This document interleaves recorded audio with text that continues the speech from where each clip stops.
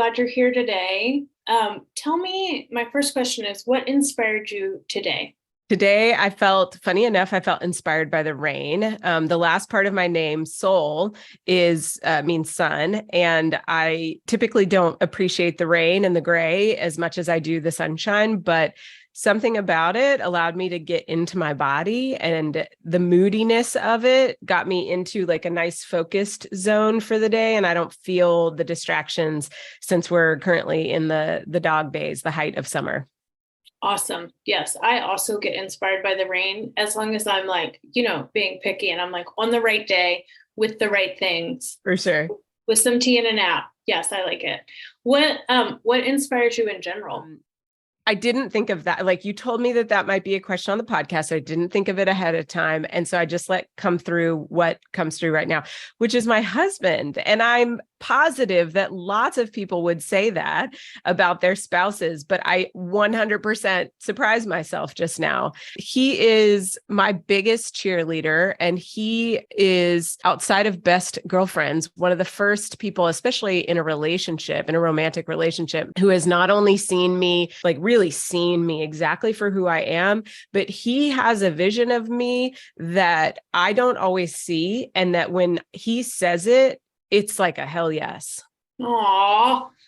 I just want to say that I met your husband because not only do we know each other from work and from living in the same town, but I taught or helped you all choreograph your first dance for your wedding. Yeah, you did. My favorite part of it was he was always like, okay, like whatever we were doing. All right. And he was like, sure, I'll try that. And that's always my like thought about him, is he's just like affable. He was like, great, no problem. Yeah. He's, not a lot gets in his way, especially around dance and having fun and music.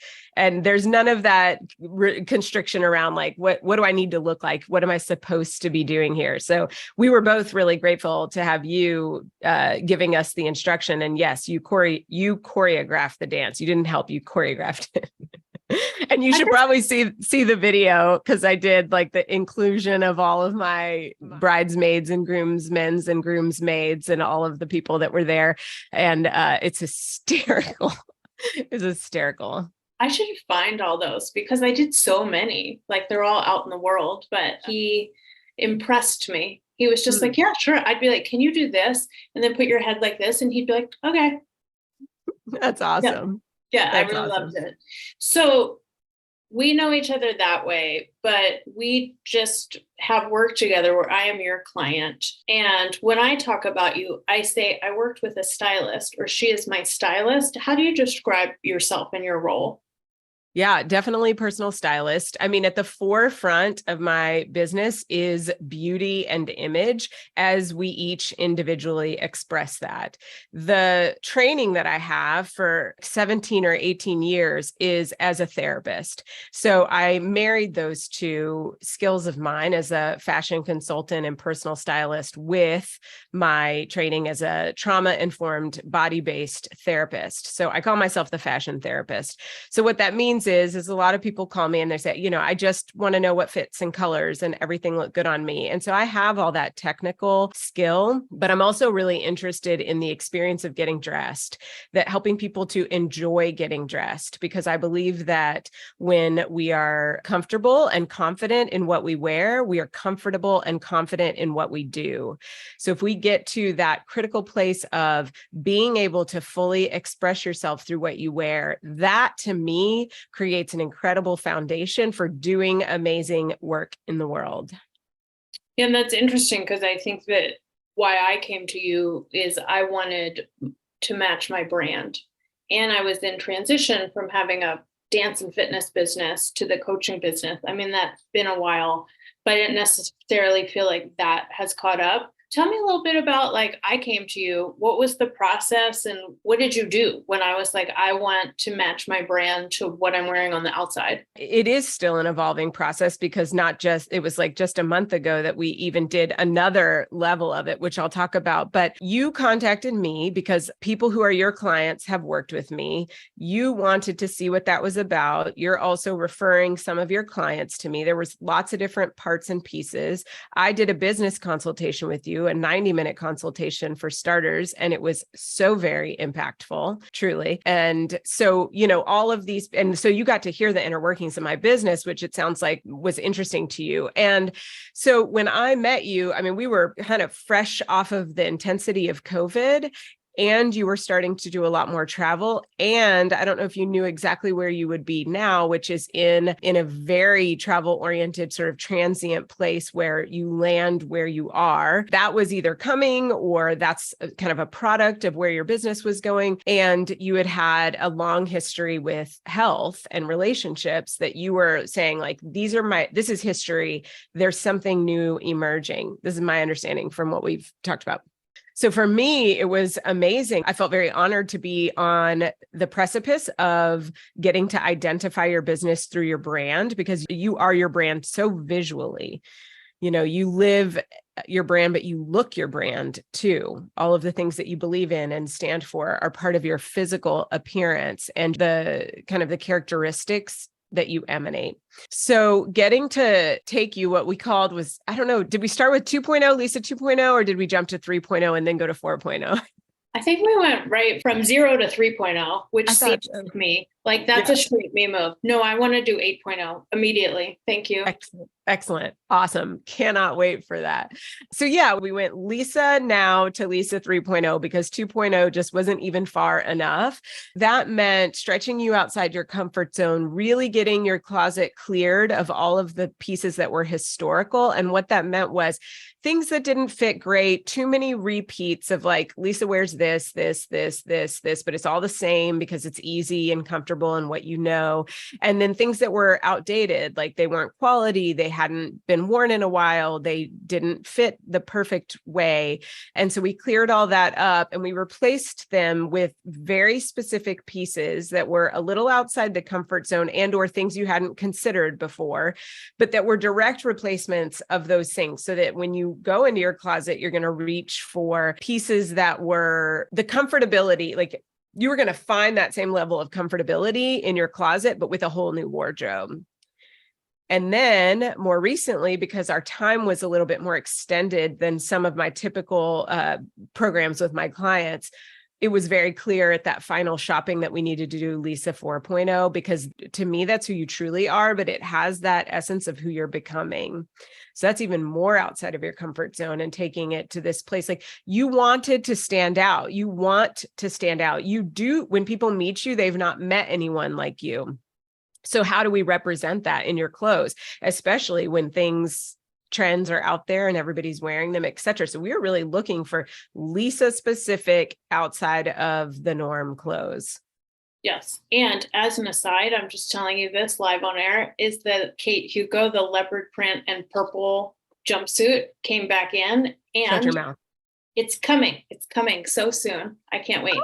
And I'm going to a conference in Munich now in September. And I'm like, it's interesting because this goes to your work, is I was looking at the conference agenda and at night it said like dancing, like there's like dancing at the end of it. And it's like a European lifestyle conference. And I was like, oh, watch this leopard print and purple jumpsuit. Watch who's Lisa Zahiya.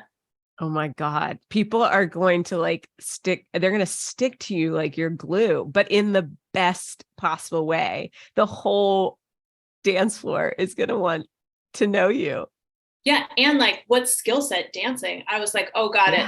But it's super interesting because I got excited going to the trip. I know how long it is. And I was automatically like, flying in the Marcella tunic. And then I'm going to wear this. And like, if I can just add a couple things, and I've told you a couple times, especially living in New York, I have found by having these pieces that you helped me get that I'm standing out and it's making people talk to me. Just think it goes to the point of why I think that this matters. Totally. And as a therapist, I can hear when that voice comes up around, I don't necessarily want to stand out, or I don't know how to stand out, or what kind of success or connection or relationships will come to me if I am standing out. And not just fear, but the terror for some people about standing out and having to be the face of their business versus behind the scenes developer and creative director. And we know, and you talk about this a lot, it's the biggest. It's networking and your email list. It's like those are the biggest things. And so when are you ready to show up? And when are you ready to stand out? Now, there are also people who are not like you, as we know, and the goal of their business and or their personal life is not to stand out in the particular way that you and maybe I also do. But that doesn't mean that this work isn't valuable to them because, again, comfortable and confident, that's what we're looking for. Because all of the pieces, like enjoying getting dressed is one thing, but also not being distracted by what you wear is really important because the mental space, particularly with women around beauty standards and looks that takes up is one of the biggest distractions that we have to doing anything. It's the ways in which we continue to be not convinced, but like continue to be encouraged to stay small. And so for me, it's like if we have down our colors, our size, our fit, the wardrobe, etc., that makes that part so much easier. And you're not even thinking about that. And you're out in the world and you're doing, your brain is freed up of that mental space. And there are a lot of people I know who don't go places. I mean, I cannot tell you how many people have said like that they wouldn't even go out with their friends. They have rejected or declined invitations with friends because they didn't know what to wear, which is sadder than anything, particularly about friends. Yeah. I think that the thing that I think about for me is just like, I always felt in clothes overflow and squeezy as a curvy woman. And, for me, mid-size curvy, that I can't even imagine what that experience is like for people who have different bodies than me. But I just was like, I want to feel like what I'm wearing fits. And you also like, there's not anything that I own right now that's like not archived because it's something I want to keep that doesn't fit me well. And it doesn't make you think in a bad way about what you're wearing where you're just self-conscious of it. Yeah, absolutely. I will say that every time I have my initial style consultation with a new client, there comes a point where they share with me either a part of their body they're uncomfortable, if not more than one, and or a thing that they have experienced around, I can't find XYZ because of XYZ. So the shape of their body impacting what they can and can't find out in the fashion world. So too short, too tall, long legs, short torso, round belly, super large chest, butt, everything, right? Length of neck, like things come up and they're like, nothing looks good on me because. So I shut down when shopping and I'm over it, right? And also the beauty and fashion industry have catered to straight sized white women. So it is expanding. It is not expanded enough, but it is an expanding market. And so there are more things available. However, I also took you into a store that anybody could walk into and find clothes. So it's, that's the gift that I bring is that I stop that process before you shut down. I create the outcomes before you even enter. Yeah. And I think you have great languaging around like, we're just going to try it. And there's not the same thing I can experience alone in a dressing room, which is like frustration, shame. The interesting thing is like, I had to downsize a lot because you're like, this is going to fit this way after you wear it for so long. And I think one of my favorite things that I've talked about is you had a bunch of things prepared when I got there. So I didn't have to like look for my size. And I bought a pair of pants that I love. And I realized I was putting them on recently. And I was like, oh, I never knew what size they were. And that felt really good. And it just makes me appreciate your work because I'm pretty comfortable with like, I literally wear everything from an extra small to probably a double XL. So I'm like, who cares? But I'd imagine for people who are in that process, that's really important. Yeah. I mean, it's both one of the things that frustrates people so much is that what you just said, the XS to double XL. It's like, I don't know what size I am, and particularly with the brand and whatever. So again, from a technical perspective, I often know those things based on brand or store, etc. But yeah, like what would it be like to walk into a dressing room and say, either this is what we're going to try on and it fit perfectly, which happens a lot, or we're going to try on these two sizes and whichever one fits best is the one we end up with. And then, like you said, it's not until somebody gets home and just so happens to see the sizing. It doesn't matter. It's about how it fits and how it feels, most importantly. Yeah, absolutely. So I just want to pushback because I hear sometimes people say like, this shouldn't matter. Tell me why it matters, how I'm presenting myself and what I look like. Oh yeah. I love this question. And I can school anybody in this question because it isn't about what you wear. It's about how you feel. So I do have a little bit about what you wear, and I will get back to that. But I shop with people, everything from luxury brands to consignment. And I even offer, if this is your budget and this is your values to go to thrift stores, we can do that too, right? Everybody has a personal style and or has the opportunity to create one. It isn't about flashiness and name brands and all of that and all of the things, right? But it is about looking like yourself. And so if you're just throwing on sweatpants and a sweatshirt every single day, not only does that maybe not reflect who you really are and or all the parts of yourself, it might not inspire you or feel good or help you, like, especially with the work from home, like help you transition from I was just drinking coffee to now I'm working with, XYZ client. I'll say one more thing in between. Quality clothes feel different on your body. So even if we're going to look at that through consignment, or resale or thrift stores, it's like, I know how to find the pieces that are quality at those places. So I am always urging people to focus on quality. And oftentimes that does mean spending a little more money because the fashion industry is the second most polluting industry in the world. And there's nothing like buying something you love, throwing it in the wash and it coming out half the size and with the edges all frayed or that kind of like squiggle that happens when things warp, which TJ Maxx clothes are notorious for. So if we're going to shop at TJ Maxx, we're going to go for the things that I know are going to last them so that you're not wasting your money on 100 pieces that last you 1 to 2 wears or whatever. Maybe I'm exaggerating, but 5 wears. We're going to invest in pieces because then also with those quality pieces, you're encouraged to take care of them, and taking care of the things that you own is a part of taking care of yourself and taking care of your money. The thing about looking good, so people do have impressions of us. So it is important that we create a sense of what is the impression that I want to make. And we get judged by that. So if you are somebody who works with your hands in a craft that, like maybe gets messy or is very earth-based, your clothes might reflect that, but that also gives somebody the impression of like, oh, this person works with their hands in a craft that is earth-based, like natural dyes or pottery, etc.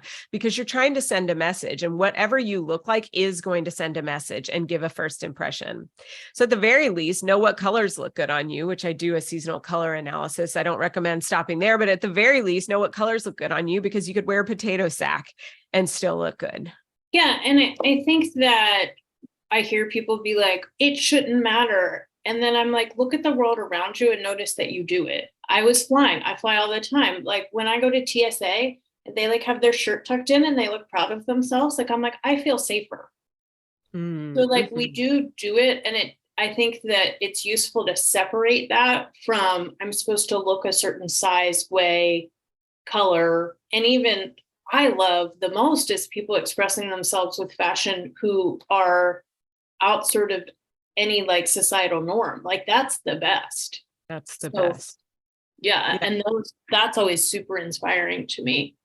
And I think, I appreciate people who reject the social norms. I appreciate where they're coming from. That's an important value. And then I want to come back and say, okay, if we are dismantling these norms, then where does that leave us? Because we have to get dressed every day. So just asking yourself, does this feel good on my body? Period. And if it does, great, you might be in the right spot. And like you said, there is a sense of security and trust, especially for people who are listening to your podcast around creating businesses. A lot of your listeners are entrepreneurs. And so it's like, how do you instill trust? Part of it is showing up in a way that looks and feels trustworthy. The other part is consistency. So that I helped you with consistency as well. Yes. And I think if people are going to spend money on you, they are judging all parts of it. And I think that it's worth thinking about that. Like when I walk into a restaurant, I judge it based on what it looks like. And, I just think for me it was interesting to differentiate that from pressure to be societally beautiful. But Yeah. instead, like, I want to look like myself, but also, like, for me, I want to look neat and I want to look kind of expensive.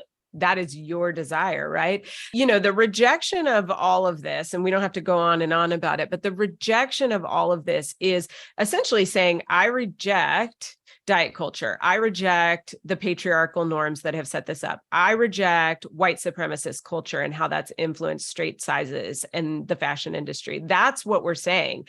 That's good.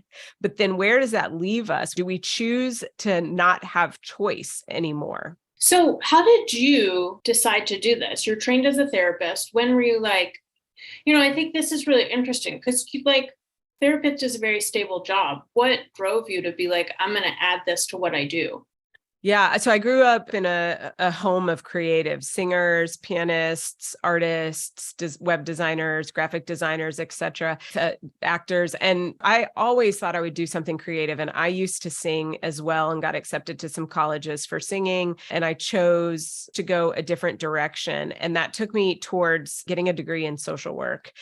And I have always wanted to be in the profession where I get to support people in their health and healing. And I'm really good at that. And I was doing on the side for fun and for free. So I never let go, like continued to sing in lots of different places with bands at different places. And so I always kept that creative side of myself, and outside of work, I had this always creative. And I started going through my friends' closets for fun and for free. And it was after some time of them saying to me, I didn't know that I had so many amazing things in my closet. I didn't know how to wear this. I feel so much better. I love getting dressed now. And them reflecting back to me that it was more than just how they looked, but it was truly how they felt and how they walked through the world.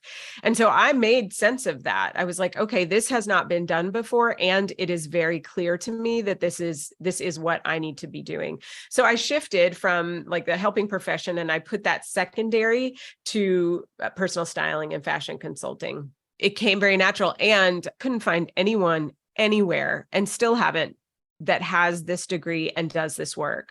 Lots of stylists understand the body image piece and how hard it can be for people to step out of their comfort zone. But so I just started to build it, and I kept my private practice on the side, which I still have a small private practice, and I just continued to build it. And now, I work with people internationally. Yeah. What do you feel like gave you the confidence to do it? The inspiration, my husband, he just kept reflecting like, this is right. This makes sense. And my friends saying, this makes perfect sense. And you are so uniquely qualified to do this. That, and I'm super stubborn and willful. And I was like, I want to do this. So I never gave up. I mean, I had cancer in the process of building my business. We were dealing with infertility. We had so many things happening in the process of building my business. And all of those things could have frightened me back into a stable agency job as a social worker. And once I left, I couldn't imagine my life without art. That's beautiful.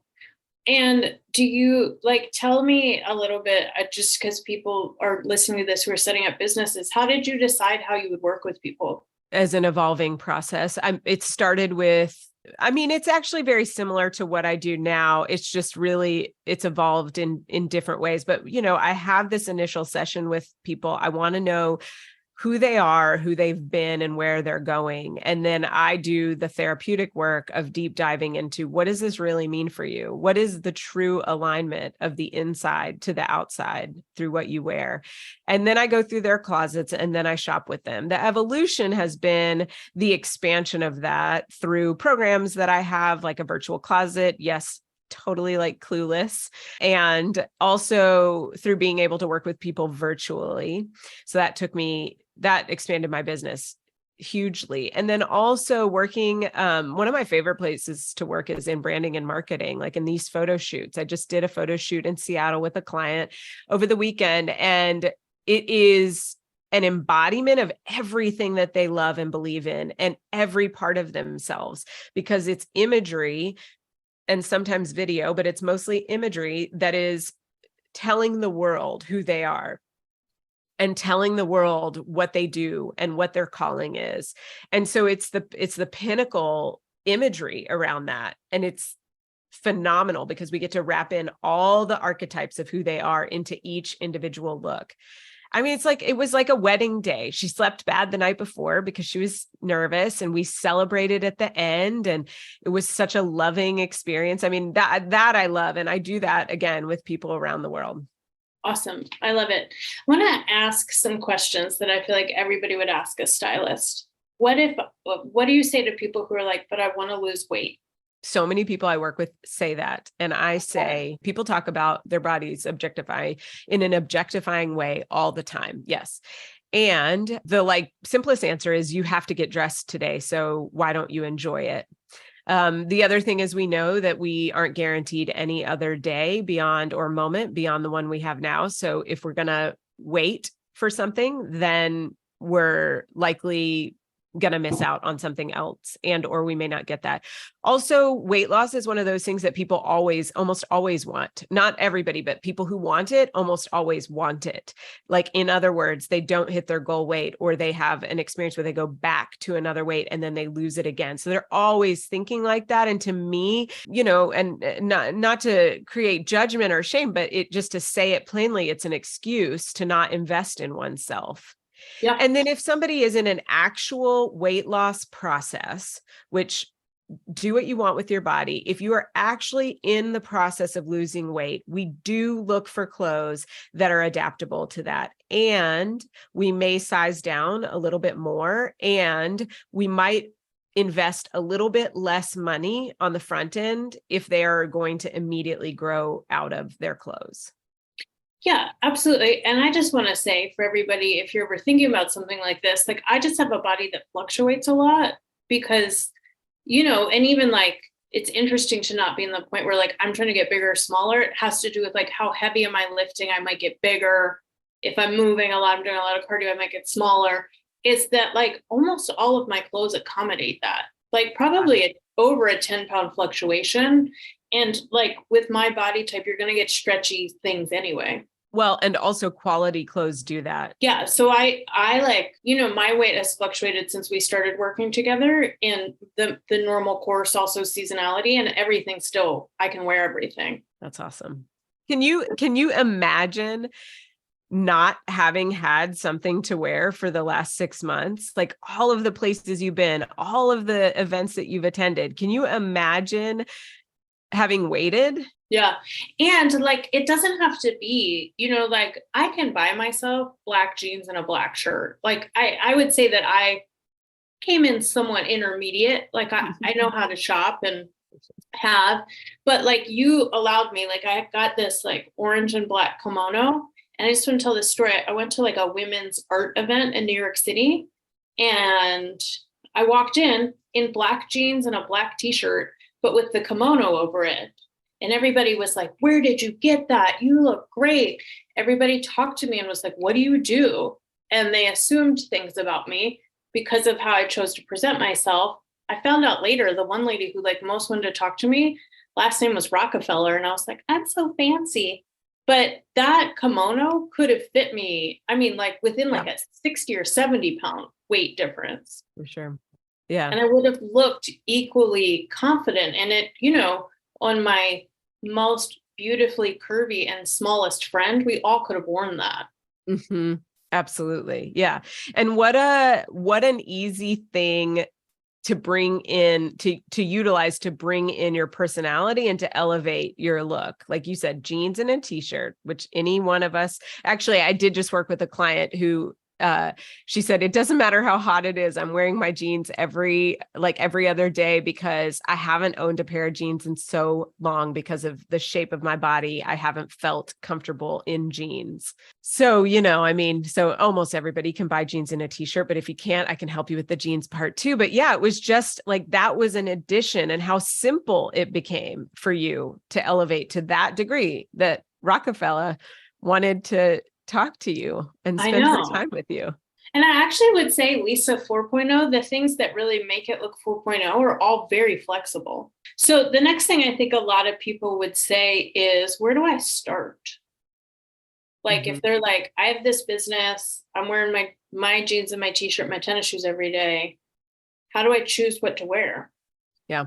So I have freebies. I have one freebie that is a Stretch Your Style Simply challenge. And what that is for 5 days, you choose something out of your closet that you don't typically wear. And I don't recommend a whole outfit. I recommend an earring, a scarf, a bracelet, a shirt, a shoe, something that you don't typically gravitate towards, because you're trying to stretch outside your comfort zone and get comfortable in that way without, I have this trauma informed perspective. So without overwhelming yourself or blasting yourself into a place that then ultimately shuts you down.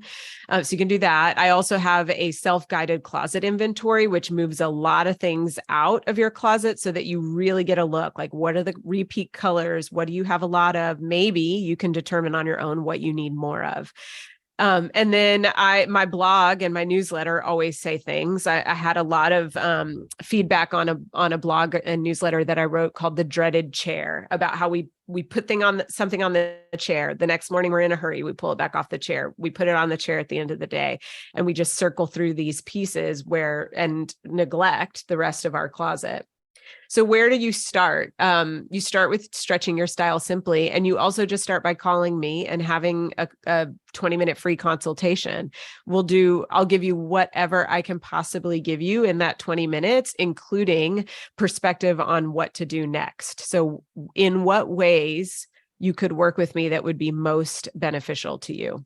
The other thing I want to say that I think is interesting with this, for the business owners, for people who just want to move forward, is that the people you are looking at who've done what you want to do, for most of us, are doing this. Like for me, it was a very simple decision, because this is what I want. All of those people are being styled. Yes. Like they're not doing it themselves. Also, all of those people are wearing tailored clothing. Right. Like there's not an actress on TV in a t-shirt where that t-shirt's not made to fit her body, which goes to our friend Tara, who's an amazing tailor. But I love that she says, you don't have to fit in something, you can make it fit you. That's right. That's right. Yeah. And we share a friend who had a perfectly tailored blazer. And yeah, it's so funny that you mentioned that, because I was going to say the same thing. It's like, just like that alone is something she could put on every time she has a speaking engagement, every time she wants to feel a certain way, anytime she wants to go to a networking event, to the point where it could become her signature look, right? Like nobody is going to be judging her for seeing her in the same thing. It'd be nice to have a little variety, and it'd be nice for her to continue to build that wardrobe, which I'm pretty sure she is. And also that one investment piece is taking her such a long way. People talk about it, people notice it, she feels great in it. And so, if you're starting out and you tell me your budget is X, but we know that we need to start feeling into the person that we want to be. So if that's where we are, and we want to be a little bit ahead, we've got to invest in the same way that we invest in the food we eat, and we invest in the things in our home, and we just expect and hope to grow into that. At least invest in something. Don't expect to grow without doing the pieces that will allow you to grow, including showing up as your future self, which in photo shoots, my clients come to me and they're like, this is what I do, and I'm ready to stretch. And by our third session together, they have moved from I stretch a little into I am now wearing things I never expected to wear. Yeah. And I think that, like, with the blazer, like, again, you can have jeans and shirts you already own, 3 or 4 of those blazers. That's her thing. Done. Yeah. And that's one hell of a blazer. I've seen it. Yeah. So that's not like, oh, I need to buy, and I think that when I was doing this with you, people were like, oh, are you going to have you have to go buy all this brand or this brand. And I got some new favorite brands, like Marcella and Kate Hugo, but they're not Gucci and Valentino. It's super affordable, and for me, it's within my price point. But it's not like you're trying to make people look like everybody else. That's right. That's right. Yeah. And that would be one of the biggest misunderstandings. Like, I have to attain this. And some stylists will work in that capacity. Like, this is what's in. For me, again, it's that really true alignment of who you are. And we'll find that anywhere. We can find that truly anywhere. Yeah. And I have seen with friends of mine who are working in speaking, it's like literally they're working with stylists. They are every gender expression, size, like it's not like you need to look small or skinny or white or whatever. And in fact, I think a lot of the people like start accentuating something they used to hide from. I hope that that clip gets inserted into the World Wide Web, because that is the most beautiful outcome of feeling in alignment. It brings a confidence because it is the truest expression of yourself.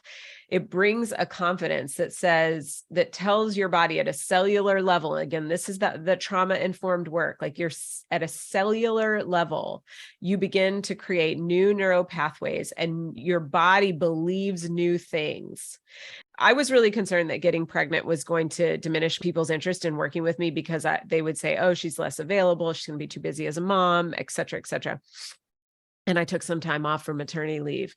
My business grew exponentially because I am small and I'm white passing and I am small and petite.